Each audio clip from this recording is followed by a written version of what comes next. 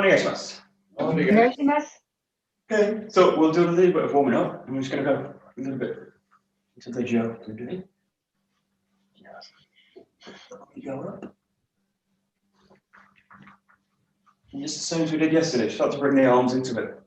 So anything kind of vertical, you can swing them up and down, bring them up in the air.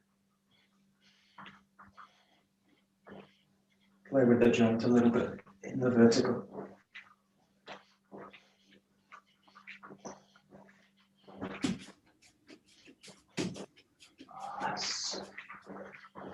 It's a bit cold, also can bounce out of the ground a little bit, make it a bit more dynamic.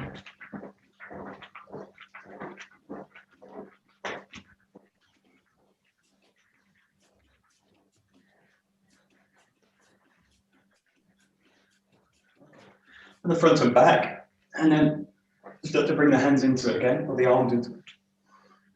Working the shoulders, elbows, wrists. Just play with everything. So basically anything that's just on this kind of horizontal, so if you open the arms out, you can push the elbows back.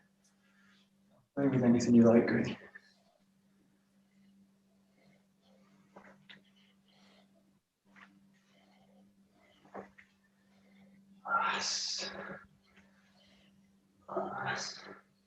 So kind of just bending from the hip, bending back a little bit, front. And start opening the shoulder blades up a little bit as well. Okay, the side to side. And then this is a really great one for the jo, this motion. So this kind of swing through the joint, side to side, along this kind of lateral. Just play with that, you can do both sides. And especially for us, this movement is pretty important, especially when we go into kind of jo work, when the shoulders come into that position. So that movement and that move. And just see as much as possible if you can keep it along the lateral line. Just keep it somewhere there. So feel free, you can also go over the top as well. Also a nice move to work. It's a bit like the Vitruvian Man, this kind of Da Vinci drawing. You've got all these kind of circular planes that the arms can move in. Just kind of play with it a little bit. And again, just so that you can also kind of bend from the hips a little bit, or bend from the waist. Let the body go. And just keep the arms involved in what we do, or what you do. Good. That's it. Yeah, or like this, that's also a good one. Yeah, good one. That's it.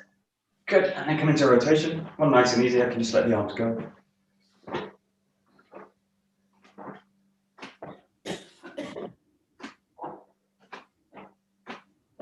And again, so you can play the arms a little bit. So this is also a really good motion for us. This is like this plane. We were doing a little bit last night with the knife, like this plane. Anything that works on a kind of rotational spiral line. And this is like, sometimes called the spiral line in the body, also sometimes called like the functional line as well. So it's a kind of mix of the two.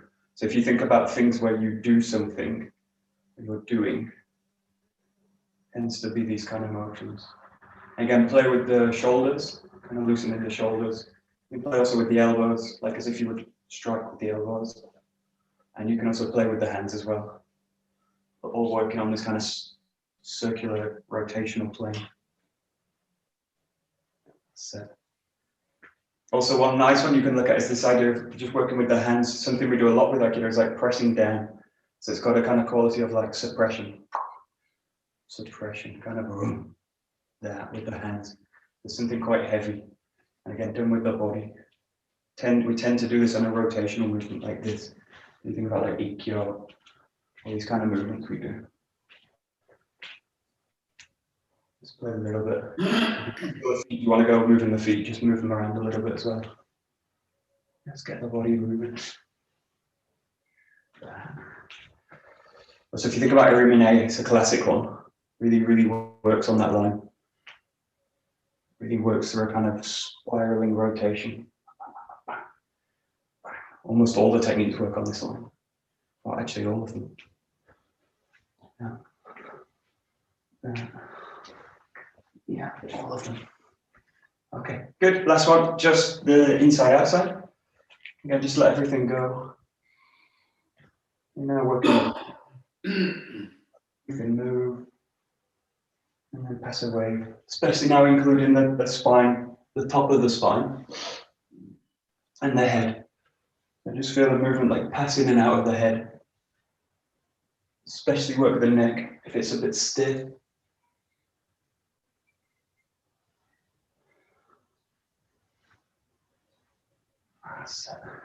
That's it. Good. Yeah, and just to emphasize the neck as well, really, you've got a ton of mobility here in the neck, just in that top portion of the spine. So just play a little bit with that as well. It's also a great thing to wave through, and also that way as well. So just work with the work with this kind of spinal wave, just emphasizing a little bit the top of it. So if you imagine like the wave, the tip of the wave, just play a little bit with that. So you kind of, you're not being led by the head, but you're just including it like a kind of wave at the end of it. Just there. That's it. Good. And just start to exaggerate a little bit, start to come to the ground a little bit. You can also bring the hands into the ground, just make it a little bit bigger. Coming to the back a little bit, not too far, you don't want to go against the spine, but just play a little bit, let the arms go towards the ground. Really let it go. Start to really work the breath now as well, so.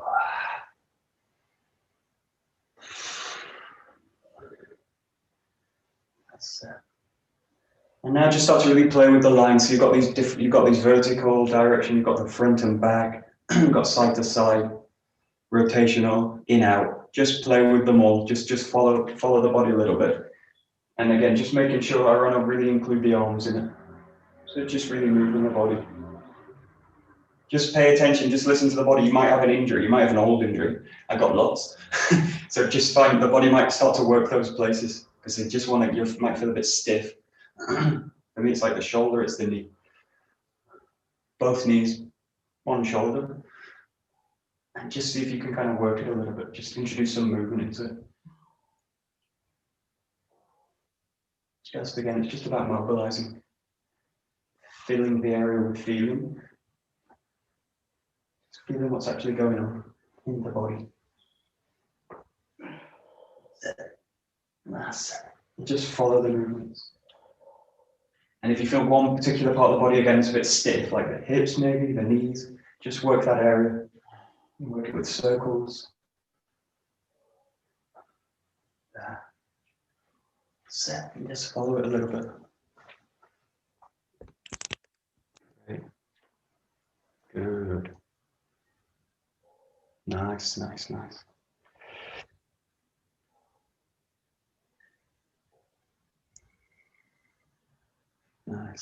And in the kind of Seitai practice, this kind of motion or this kind of playing, this is one of the practices that they use a lot. And they do a whole class on this, so 45 minutes doing something like this. And maybe a little bit of partner work, guided partner work, something like this. But the directional ways are a way to get into this practice where you just kind of let the body, listen to the body, follow it, listen to it. So it's this process of listening and letting the body follow, or listening to the body and following the body. And it works both ways. You just listen more, lead more, follow. It's just this kind of process. Very nice once you get into it. And depending on how you are, you might also find it a bit easier. You might feel a bit more freer closing the eyes, forgetting the screen. I'm a bit more open. I like to keep the eyes open, include everything, because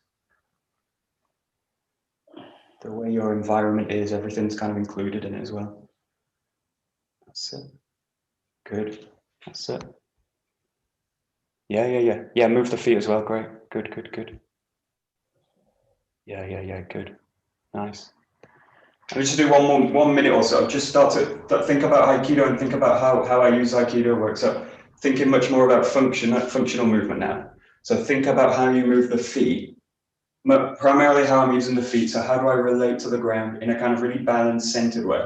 So the seitai is great for mobility, and I want to keep that sense of mobility, mobilize the whole joint, but I'm now going to start to engage the body in something functional, just where we go to Aikido, where we're going to start doing something. Just start to move around a little bit. Nothing specific. You feel anything starts to come up. You might find like, I just start to go into Taina Henko for some reason. Just want to go into Taina Henko, just follow it. Just let it go. Boom. There's a funny relationship between the word exercise and exorcise. I won't go into it today, but there's a nice relationship. You're exercising yourself. Too early. There we go. Also use the breath as well as you do it. So like, so the breath work really matters, because how I'm using the function of the body and the breath really will change how I do the movement. That's it. And just let things come out. That's it. Yeah, good. That's it.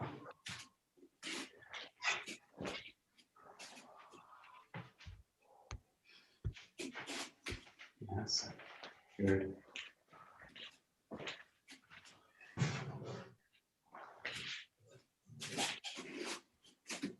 Nice, nice, nice. Okay, great. Take a jump. We'll go to a little bit.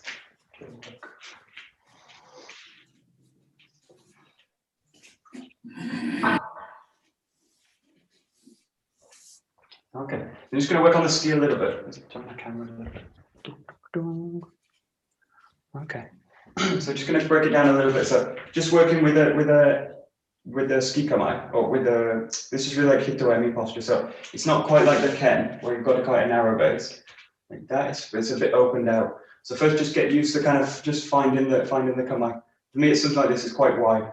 The knees are really bent, so it's got a sense of springiness in the knees. I don't want to have a sense like this where I'm locked, like in this position. This is really upper body based. To really get a sense that you're going to go sink the body down. And just this both sides, like left and right, just freely change, and just get the sense of just something underneath the body. And I want the feeling like I'm right underneath the jaw. So even though I'm grabbing it from the top, my feeling's like underneath the jaw. So it's in the ground and it's underneath. So something springy, but something heavy. And it's really what we were looking at yesterday in terms of compression into the ground and then releasing. We're going to work on this a little bit more with the jaw. It's really exaggerated. That's it. Just like coming into kamae, and just make it really kind of comfortable. Okay. Okay, I just watch a few technical points. Just watch the front arm. What I don't want to do is straighten the front arm. So something like that. If I've straightened it, what I need to do when I move is unstraighten it. So I never want to do, I never want to unlock a joint by putting it in a position that I need to get out of it. So just watch, if I go to that, I can do the ski like that, but everything's just locked. So what I need to do before I go, release it. So that release will tell me a lot about my body. So I want to just get into a position where I don't need to release it. It's already free. And then I can just move into it. So just check. We'll look for a few of the joints. I don't want to be there. It's a really small difference. You probably can't see it on Zoom, but it's like the difference between that and that for me is huge. One feels free and one feels blocked, like I've locked the joint, which I have. So just look at it. Just come in and out of the kamae, so left side, right side. And each time it's like hitting the mark. It's a bit like when you sit down on a chair. I want to just sit on the cushion, boom, or sit on the chair, boom. Every time the same.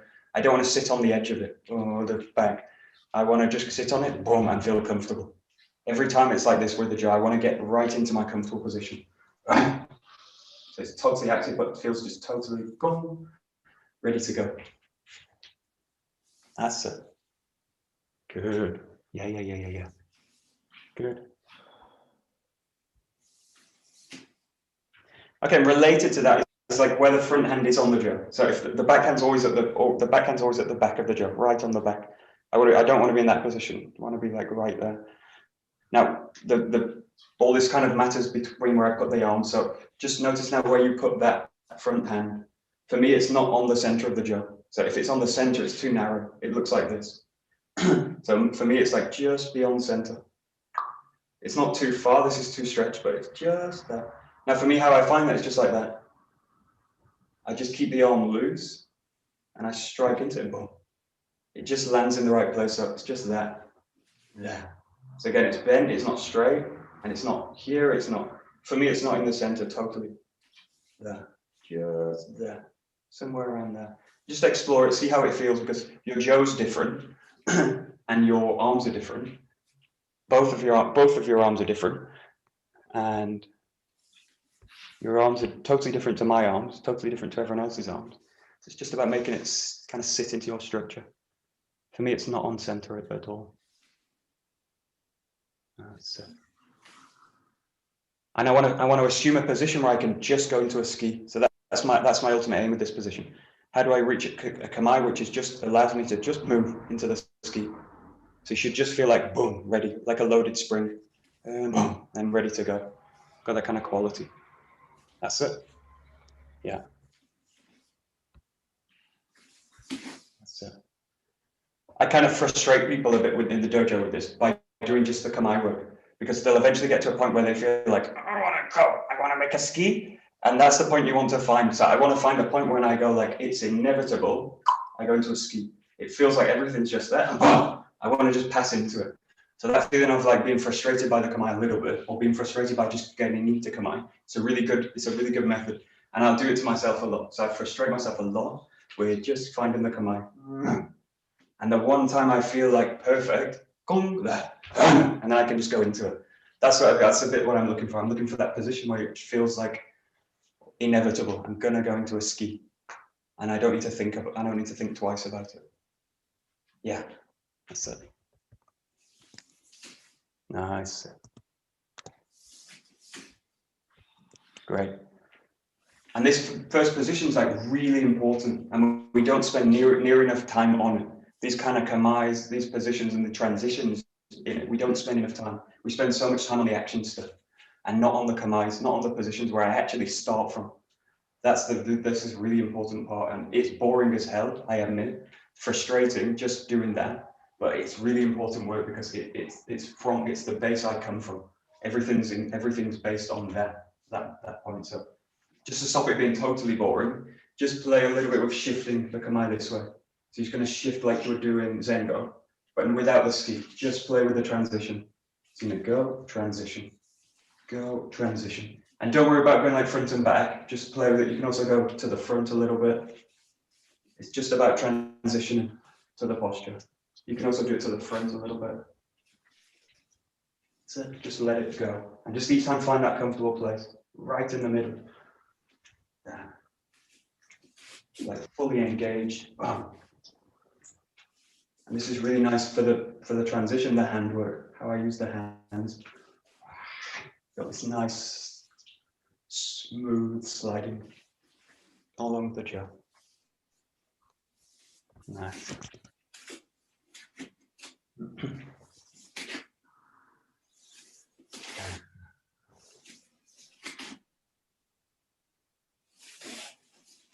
Okay.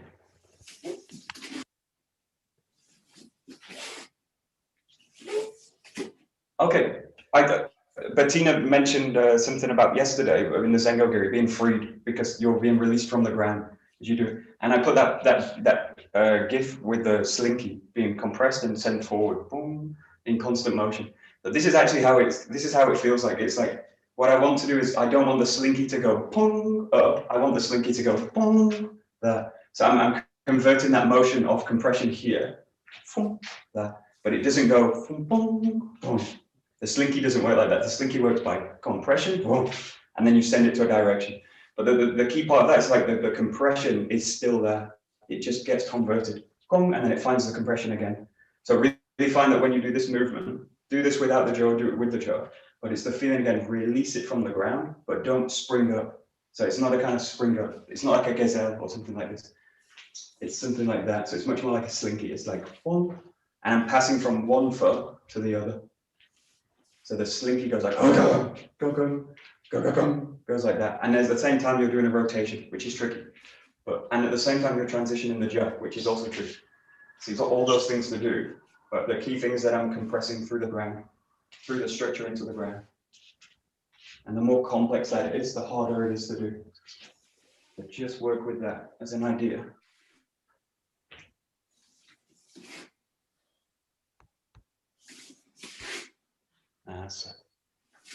But for me, it's the feeling like the center's hugging the ground all the time. So there's something like hanging down all the time. I never want the body to feel like it's coming out of the ground. Great for dancing. And sometimes we do it. Sometimes on a very rare occasion, we will jump out of the ground, but very, very rare in emergencies. Most of the time, we're kind of hugging the ground in a way. That's it.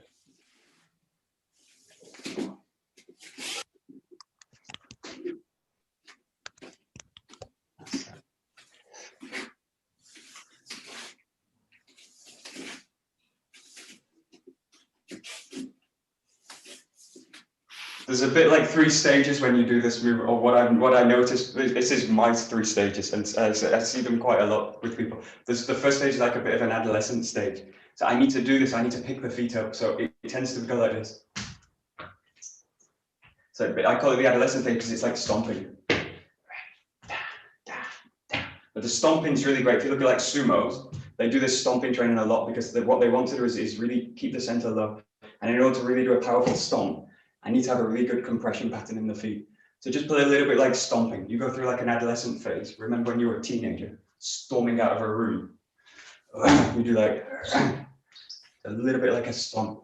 And it can be quite soft, but it's the feeling of like picking the leg up, pressing it down, picking the leg up, pressing it down.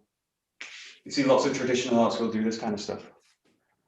Sumo does it best, particularly the best. And if basically I could also styles which use kicking like karate and taekwondo, they'll sometimes do this kind of training. Because if I can pick the leg up, I can kick with it, basically.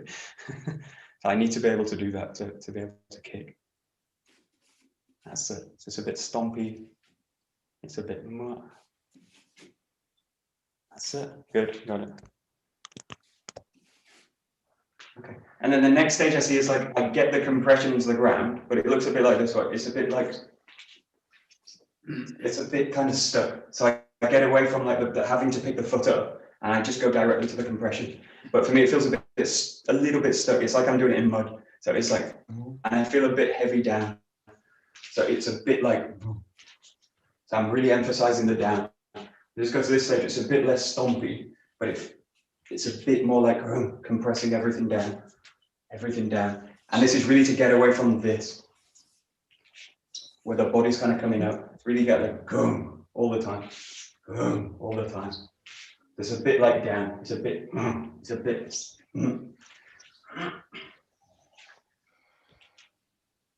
So similar, but a bit less stompy. It's a bit more. And this is basically where the compressions enter the ground. You're actually coming from the ground. But you're kind of a bit stuck in the ground. For me, it feels a bit stuck. It's a bit, I'm just heavy in the ground. Boom, boom, boom. That's it. Okay. That's it. Got it. Okay, and then the third stage for me is when the compression starts to be unlocked in the system. So it starts to become a bit lighter.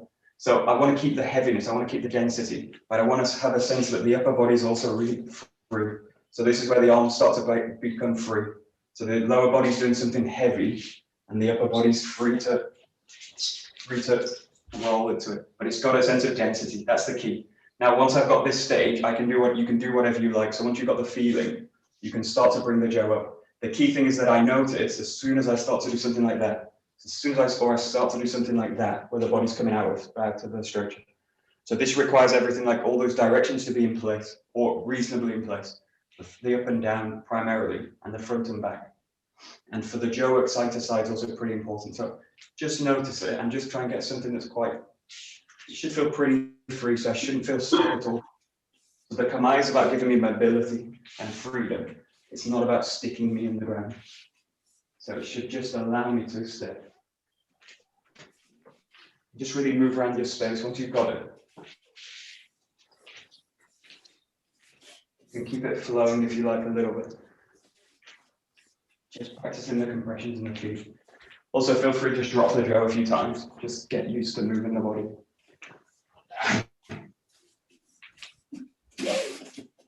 That's it. Good. Again, just play with it. Play with your space, however big it is. That's it.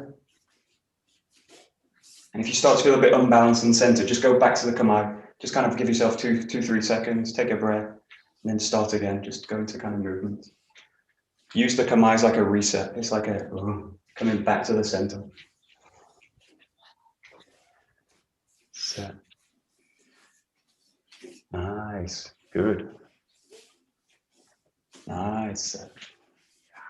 You might find yourself, as you do it, more complex. You might start to go back into teenager stage, adolescent stage, go into stomping stage. It happens in life. Or you might find you start to get a little bit bogged down. It happens. So just kind of deal with it. Just work with it. If you start to get too into, if you get out of adolescent stage, you go into like disconnection. Go really basic with it. There we go. Nice. Yeah. Good. Boom. Whoosh. Nice. Got it. Good. Super.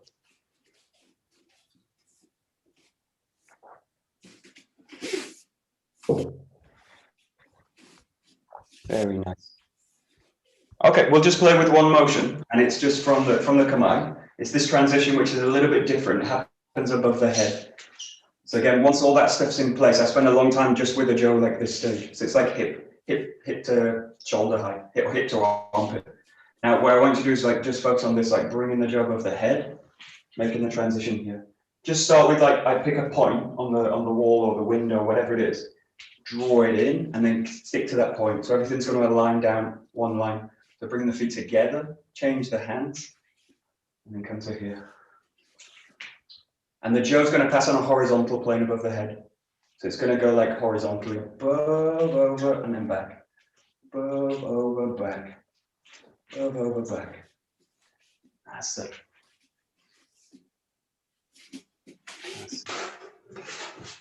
Yeah, and just keep it really, keep a bit of a fixed point, not a kind of focused gaze, but just fix a point on the wall. Just gaze at it with the eyes and just align the whole body to it. So this is a bit like archery. I've got a target, I align everything to it, and then I keep everything aligned to it. There. That's it. Got it. Nice. Again, keep everything hanging down. So as you come up, or as the jaw comes up, keep the feeling down. So the body's going to like anchor the movement down in the ground. That's it. Got it.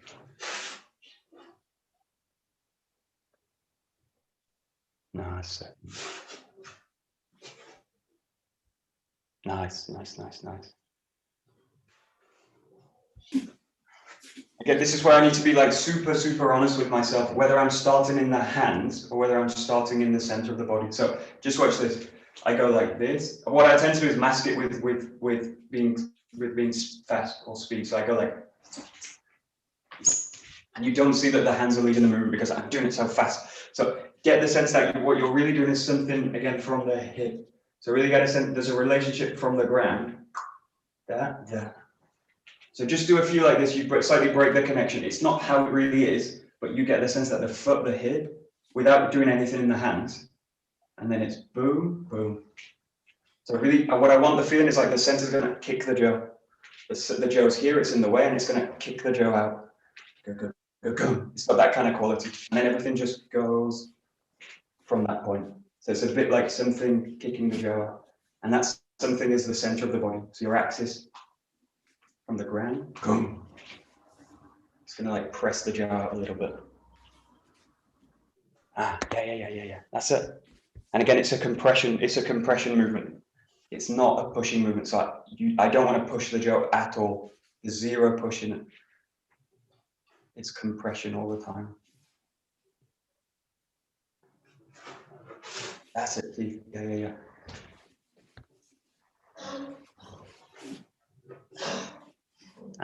Okay.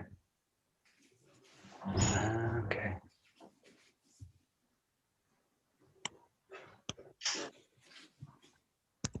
Okay. And this is where there's a real risk that I lose the density of the movement. So as long as I'm working center and hanging the movement down, I'll keep the density. Now, as soon as I lose that, let's say like this, if I do like this, so I kick it out of the ground, I kick out from the ground. So that's possible. It's a great way to move the body, like kicking out the ground. What I'm much more interested in Aikido is like kicking from the ground. So it's always my relationship to the ground. So this kind of quality or that kind of quality, equally efficient, but one of them gives me a possibility to kind of do something else, and one of them commits me totally to my action. It's possible to do it, really effective. So it's also like leaning and falling into someone is a really effective way to move them out of the way, but it's not so effective in terms of doing something else. So we're going to look at combinations next. What I want to now feel is like, as you do this movement, it's something like I'm constantly coming from the ground. So I need a really clear anchor in the ground. Yeah. So it's got something where it's always going to be in the ground. In the ground. So just have this feeling like the relationship constantly there in the ground. It never leaves the ground and then comes back. So this is why I never lose the density. I'm trying never to lose the density because I never give the body a chance to lose the ground. So it's just this again. It's this feeling of like hugging the ground. Oh. And I've got to use the feet in that way. They've got to be like feeling the ground constantly. That's it. Again, it's just a different kind of feeling, but it's the difference between pushing off the ground and compressing through and into the ground. That's a really big difference. Changes my relationship to everything. So it's like you're in the ground, you're not on the ground. That's it. Boom. There we go. Good. And just 1 second, just imagine the weight of the earth.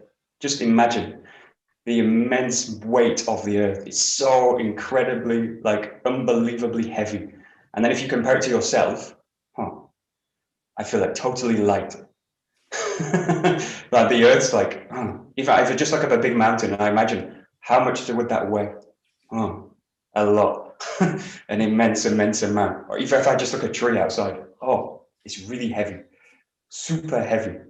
And then I compare it to me, not so heavy. But I want to keep that. I want to use the ground. I want to use the density of the ground to kind of transfer it through me because I'm not so heavy, especially me. I'm not so heavy, but get the sense that you're really utilizing the weight of the ground. And the moment I start to push me off the ground, I go light again. So I want to really include the ground in my weight. And that's what we mean by like grounding. This is kind of grounding work totally. So that's it. Just something deeper, heavier. There we go. Yeah, there we go. Very nice. Good. So we'll just come into Zengo. We'll go straight into Zengo ski. So you're going from here again, compression into the ground. There. And then from here, the rotation away, compress into the ground. Compress, compress, compress, compress. There. There. There.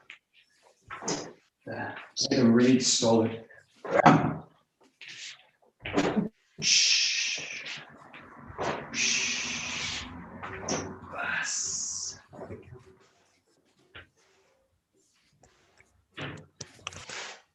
Very nice.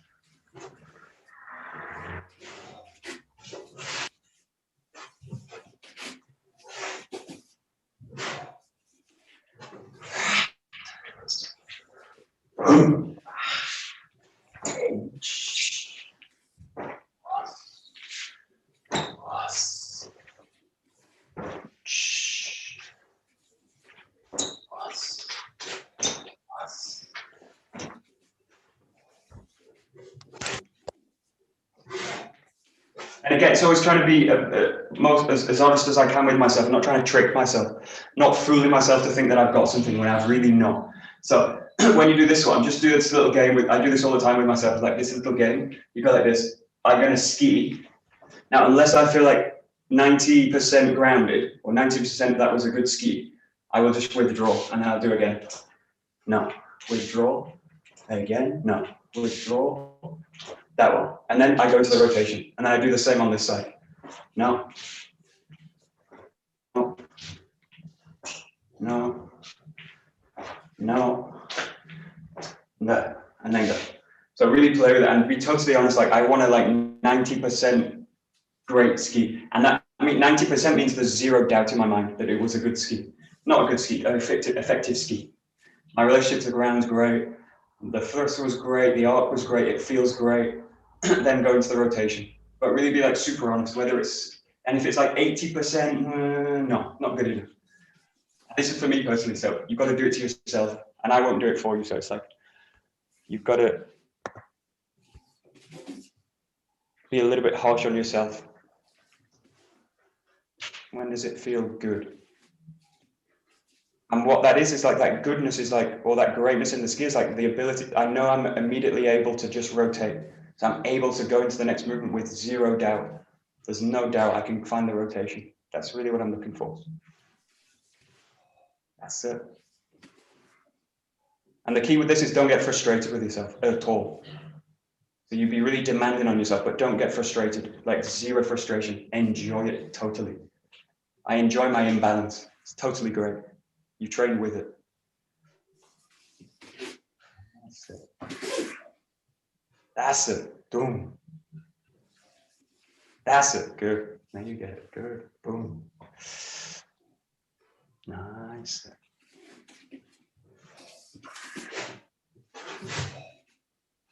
And obviously in an ideal world, every time you find a 90% great ski, that's ideal. That would be a great day. Great morning. Every ski is 90%. Great. Super. You could just keep going, carry it away. But sometimes.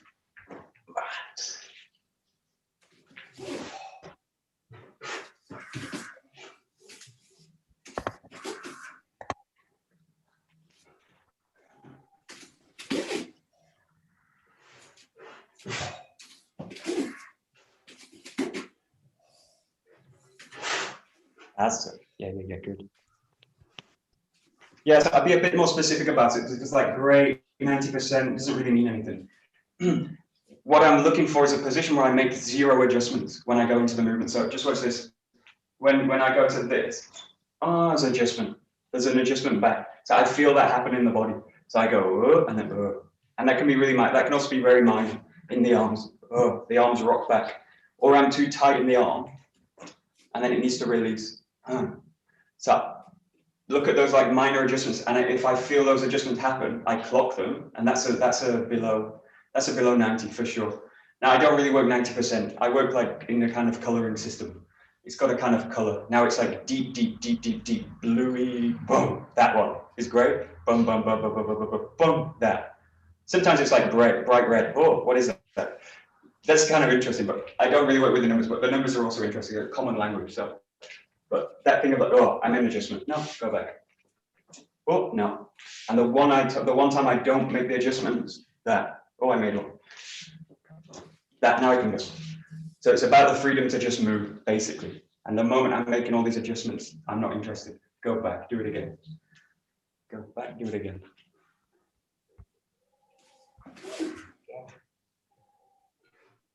That's it.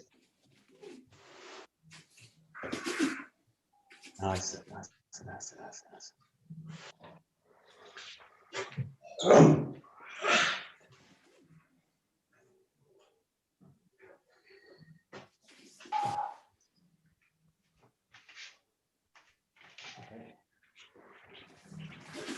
Okay, so just going from here now, you're going to go to the ski, and then you're going to go into this frontal movement, just that. Back into the ski position, and then just twisting in again. Change. There. Change. There. Now that transition is going to be on the spot almost. So you've got the thrust, change, draw back. Thrust, change, draw back. And again, trying to keep that kind of heaviness in the body. So just do a few, just get used to the movement when you do the move.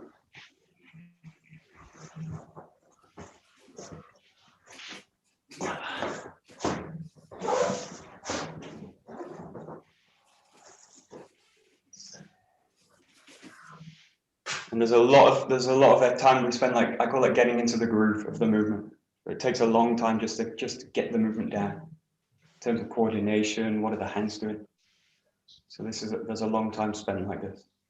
And all the guys you've done for 10, 15 years or so, you'll remember this stage totally, like getting just the coordination. That's it. Yeah, very nice. There you go. Nice, John. Very nice. Nice.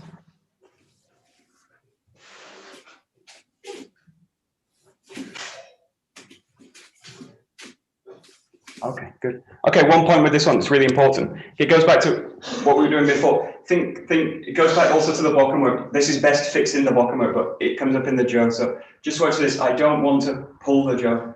So I don't want to do something like this. So, and I also, that means I don't want to push. I don't want to pull the jo here. It also means I don't want to push the jo from the back. So it's not something like that, pushing the jo, and it's not something like that where I'm pulling the jo.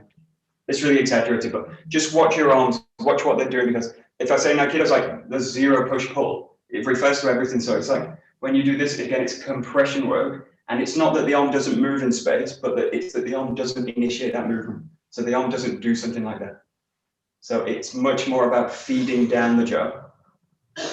Feeding. So the zero push pull, zero. It's just feeding the hand through, and I'm changing my relationship from the center, or just from the hips to the hands. That. But it's nothing to do with that. That will pull me out of control. You can't do that fast. You can't do that at speed. So if you start to push pull, you can't do this really at speed. If you can, it will lock you up, and then you will be open for an attack. So I want to get a feeling where I'm not really at all pushing and pulling. Just changing my relationship. What is the jo doing? That. And when you can take this fast, that's a really great, really nice step. And don't worry if you are pushing, pulling, just notice it and just go to a bit more, like a bit softer, go a bit slower. Just getting to the stage where I'm not really working in resistance with the jo. I'm really trying to work with the jo, include it in my system. And again, compression work, expansion, connection work. This is really what we're doing. So, yeah, that's it. There we go. Now it's much more like feeding the jo, not pulling it through the hands, not pushing it, just feeding it through the jo, feeding it through the hands. There we go. Got it. Very nice. Very nice.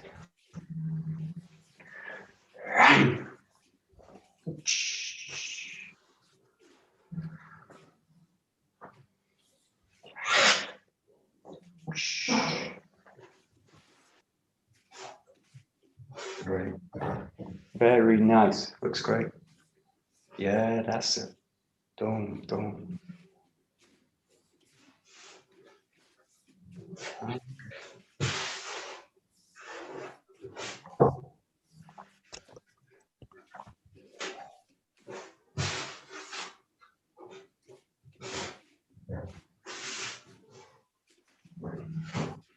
Okay, and that just goes something really specific. Almost everyone's got it. Like you're working that not push pull. Just one thing specific, which is about the footwork. So I was telling Adrian yesterday, I think, when I came to Montreal, and Lewis told me you just work flat-footed. So I was working by like in an adolescent stage, like just picking the foot up and placing it down, like a bit like an elephant, like that. So I do things like this. So and a lot of the work we were doing in the morning was like peeling, this idea of peeling the feet. And just getting used to like the articulation in the feet, so that the foot's a really complex joint. It's got lots of movement, lots of pieces, and it's very easy. You'll know when you break it. You break a very small bone and just fracture it a little bit. You will feel the delicacy of the foot. So it's got something quite delicate. Even though we're doing these kind of heavy movements, the foot itself is pretty delicate, apart from the heel.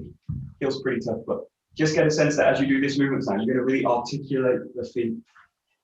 I really feel that something's going to kind of, I basically want to use the whole foot, basically. That's basically it. So just have the feeling of like peeling out of the ground. So the contact's like that. Just feel like what you just notice now what's happening, like the sole of the foot. What's happening on the bottom of the foot, basically. How are you using that contact to facilitate the movement? Just look into it a little bit and just explore with it. Just notice what happens. Especially in these transitions, when I shift the weight, how I'm using the feet is really important.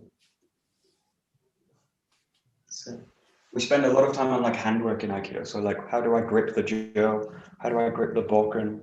Footwork, we tend to a bit gloss over. So it needs to be really, we need equal emphasis on the feet. What are the feet really doing? That's it. I think it's just about exploring it for the moment. That's it. Just notice it.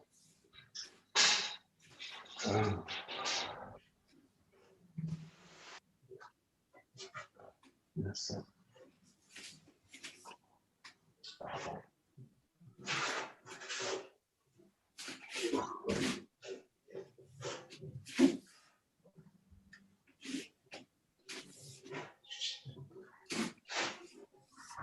That's it, great.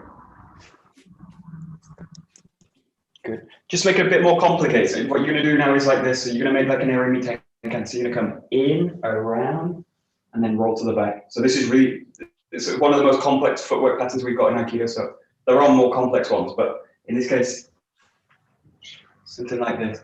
Now this is a really great floor for this because I can really feel the body go into it, and then I can also use the feet flexibly through it. So if you've got like carpet or you've got something that's going to give you resistance, not an ideal floor to do it, but just get a sense that if something's like compacted and already hard, this is like the ideal floor for me for weapon work. So you want like that, and as you come in, you're going to roll in, find the transition, roll in, find the transition. And just work with basically rotation work. Don't feel you need to get to the back all the time, but you're just going to introduce a bit of a spin into the movement. So you can change the angle a little bit. So again, just listen to the feet, just see what happens. If you've not got the space, or that you feel a bit trapped with it, just keep the jo down and just go to like this movement. Just keep the jo like this. And just play with the jo a little bit, whatever the space allows me to, just play with the jo a little bit. And you can also just change the hand. There's much more about what's happening in the feet, but you've got a slightly small space. Some of you have. You can probably just get away with it, most of you.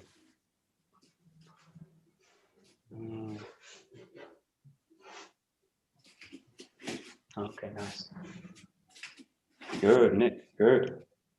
No, that's not bad, good. Okay, good. Okay. So there's a point with these rotations, it's like, I need to know where I'm going before I commit to the rotation a little bit. Once I've like mastered that, I haven't, you can go wherever you like with it. But I need to, in this case, I need to really know, it's like spotting. So I need to know I'm gonna go pong to the back. And I need to be aware of that point. Now, as I go into it, that will change how I do it. So if I don't have a fixed point, I will do something. It's too light. So really think I've got the fridge behind me, it's making a sound. I'm going to go towards it. Now everything's aligning towards that point. So know where you're going before you like do the movement. So just pick a point. You don't have to look at it. You kind of feel like boom, I'm going to go towards the scroll. So that I go into it, and so it gives me a really clear feedback. If I don't have a point, I don't have a feedback point either. So this is like, just know a little bit where you're going to go, and then just go to it. And you can do with the jo with the hands. It doesn't actually matter. The jo helps because you've got a nice pointy stick thing. You can point at it as well. That's it. Just align everything to that new point. So everything's going to go to it. Yeah. Good.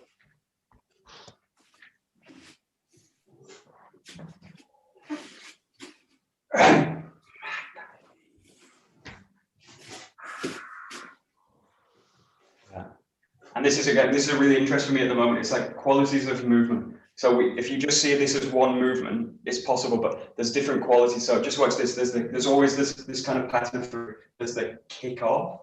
There's where I commit to the movement, and then there's where I hit the target. So all of those each have a different kind of quality. Now they manifest themselves differently in a movement in terms of quality. So that kick off is quite fun. It's quite there. This one's a bit like drawn out, and then there's a point when I go the target, and it's got much more of a. Like anything is like this, like a strike. There's a kick off, there's a boom, and then there's a boom impact point. The same with the bokken. There's a kick off, there's an arc, and then there's a boom. All our movements have this kind of quality. So they have this shifting quality, or they just go somewhere else. So I can take it and transfer it. But at some point, I'm going to have to crack the whip in a sense. So this is the same, even though you're doing like a postural change without a ski. It's got the same kind of shifting quality. Yeah, that's the key. Yeah.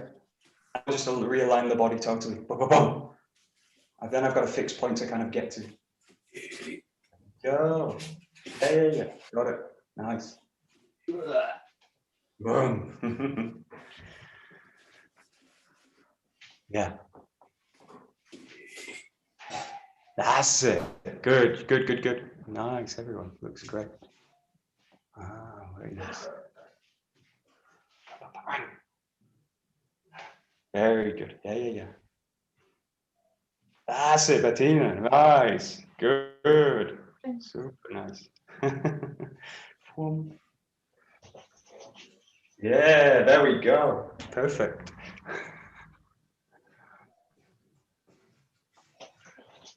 That's it. Oh, yeah, correct.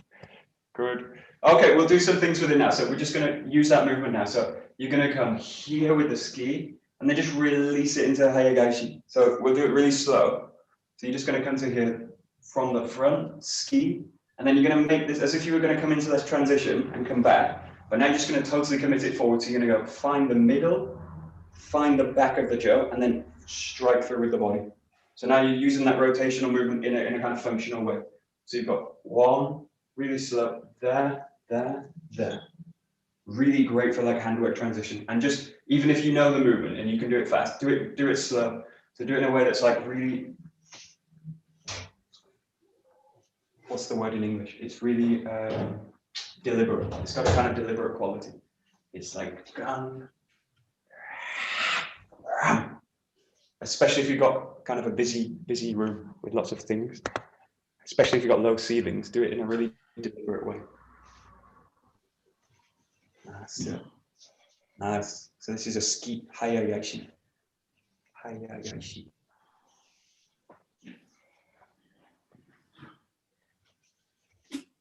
Okay.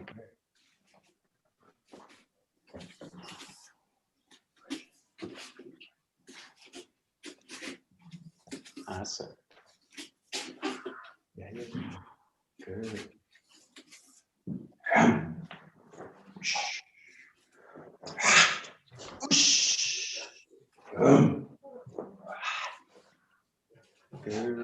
Great. Okay, you all got it. Nice. Do the other side now. So this is a slightly different movement. So this is a ski gyaki yokumen. So you're going to go in to the left to the right side, and then you're going to just transfer the hand over. So you go like this. So there's no switch of the hands now. You just feed the jo down the hand. So you've got right side ski and then left side yokumen. Bringing the hands a little bit closer together. So this one's a little bit easier. You've got right side ski, left side yokumen. You're just coming back to the right, to the left. So ski yokumen. Got it. That's it. Right side ski, left side strike.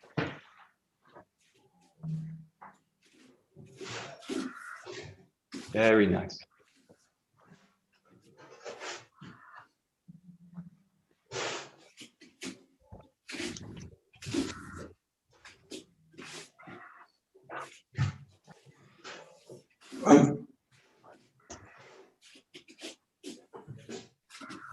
Good. Yeah, and again, this is where I need to be also really honest with you. It's quite easy to do this movement like this. I'm here, and then I start the hands, and then I pull the body through. So again, really get this idea of like a compression from the ground to the center. So it's got this kind of quality. So really emphasize that mode. Again, it's got these three qualities of movement. So it's like go, the kick off, the draw through it, and then the impact. They've all got this kind of quality, similar kind of transitional work. So it's like go, the kick, boom, and all the time the center's leading that movement. Just get that sense. Sit. It's not getting frustrated, it's just enjoying it. And if you start in the hands, who cares? The next time you can start a bit more in the center. Maybe not, but who cares? There we go. That's it. Got it. That's it. Good. Great. It's a bit tight in the space. Boom, boom. Good. Okay, good. Okay, last couple of minutes, just explore those movements. So the first thing you can try is like this: left side, right side, coming back to skikamai, right side, left side, coming back to skikamai. So if you want to stick to this, like left side, right side strike, kamai, right side ski, left side strike, kamai. Now you can just start with this like kind of thing. If you're kind of comfortable, just start to kind of work whatever you like with it, but use this as a kind of basic pattern. So you've got ski, strike, kamai, ski, strike, kamai, ski, strike, kamai. Whoosh! Let's play with it. Nice.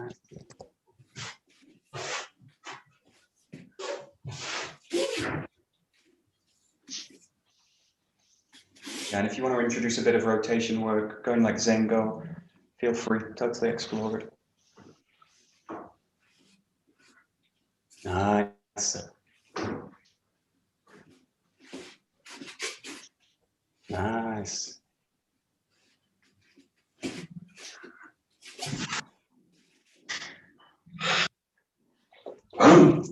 Whoosh!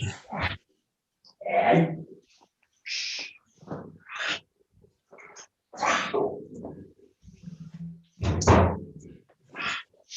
whoosh! And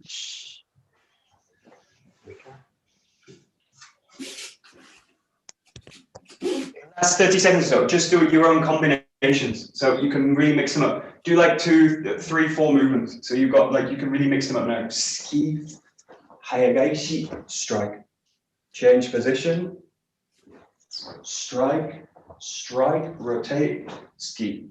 And then give yourself a pause. So just really play with the combinations, or you can stick to the last one, but just play with your own, like 3, 4 movements. Keep it really simple. You can also just go back to Zengo ski, just like 30 seconds. Just explore your own. Keep them nice and short. Give yourself a break after them. Just know that you can kind of combine them in any way you like. That's it. Nice. Good.